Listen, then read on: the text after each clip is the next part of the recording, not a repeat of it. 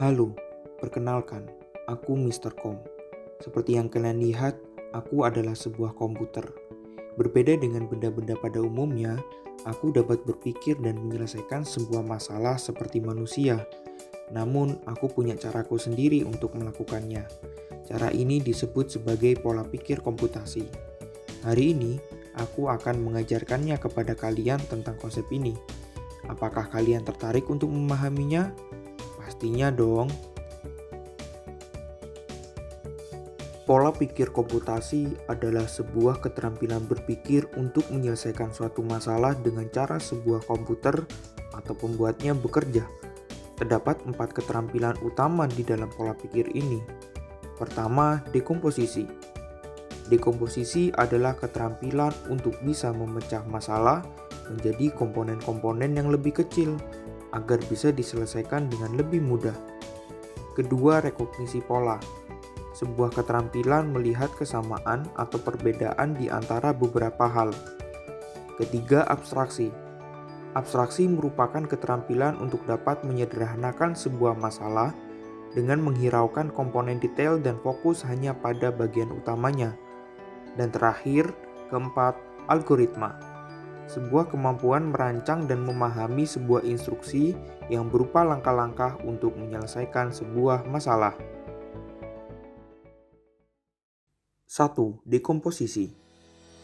Keterampilan mendekomposisi sering kita gunakan pada saat kita ingin menyelesaikan sebuah permasalahan yang besar. Misalkan tugas kelompok. Tugas kelompok secara sengaja diberikan oleh guru untuk tidak dapat diselesaikan secara individu dalam waktu yang singkat. Sehingga kita diharapkan untuk bisa memecah tugas tersebut atau masalah yang diberikan menjadi tugas-tugas yang lebih kecil agar bisa kita bagi kepada anggota kelompok yang lain. Selain berkelompok, keterampilan mendekomposisi juga dapat dilakukan sendiri. Misalkan pada saat kita ingin mengerjakan tugas liburan yang cukup banyak untuk mengerjakan 100 soal. Kita dapat membaginya untuk hanya mengerjakan 20 soal saja setiap hari. Sehingga dalam waktu 5 hari, kita dapat menyelesaikannya. 2. Rekognisi pola. Merekognisi pola juga sering digunakan di sekolah, khususnya pada mata pelajaran yang membutuhkan penggunaan rumus atau formula. Misalkan pada pelajaran matematika, geometri. Kita perlu memahami pola bangun datar dari ciri-cirinya sehingga kita dapat menggunakan rumus yang tepat untuk menyelesaikan soal yang diberikan.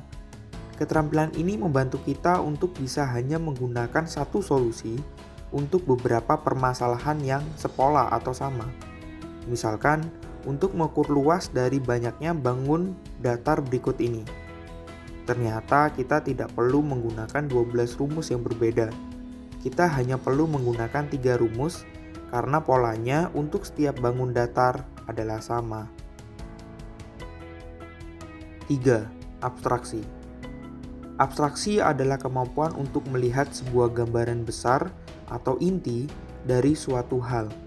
Misalkan dalam hal pelajaran, kita tidak perlu untuk terlebih dahulu menghafalkan dan memahami setiap detail seperti rancangan belajar yang dirancang guru, tujuan pembelajaran setiap bab, atau keterangan tambahan di setiap topik, dan lain sebagainya. Namun pada dasarnya kita pertama-tama hanya perlu memahami apa nama pelajaran yang akan disampaikan dan kapan materi itu disampaikan. Hal ini dapat membantu kita untuk lebih mudah mengeneralisasi hal tersebut, yang mana pada kasus ini kita telah mengabstraksi segala detail yang dijelaskan sebelumnya dalam bentuk jadwal mata pelajaran. Algoritma merupakan instruksi berupa langkah-langkah untuk melakukan suatu hal. Instruksi yang baik adalah instruksi yang sederhana namun mudah dipahami dan dilakukan. Untuk satu masalah yang sama, sangat mungkin terdapat 2 atau lebih algoritma untuk menyelesaikannya. Misalkan, pada saat kita ingin menggosok gigi, ada banyak sekali algoritma yang bisa kita pakai. Tetapi algoritma yang baik untuk mengajarkan menggosok gigi adalah yang jelas dan sistematis. Sebagai contoh, algoritma haruslah dimulai dari awal sebelum kita memulai. saat melakukan, dan akhir setelah kita melakukan. Pada dasarnya algoritma ini merupakan kemampuan berpikir komputer yang paling penting, karena tanpanya komputer tidaklah dapat melakukan apa-apa. Bagaimana? Apakah kalian sudah memahami apakah itu pola pikir komputasi beserta 4 keterampilan berpikir di dalamnya? Untuk membantu kalian lebih memahami konsep ini dengan lebih mendalam, Mr. Kom akan memberikan kalian tantangan berupa buku aktivitas yang bisa kalian selesaikan dengan menggunakan pola pikir komputasi yang sudah kalian pelajari sebelumnya. Selamat mengerjakan!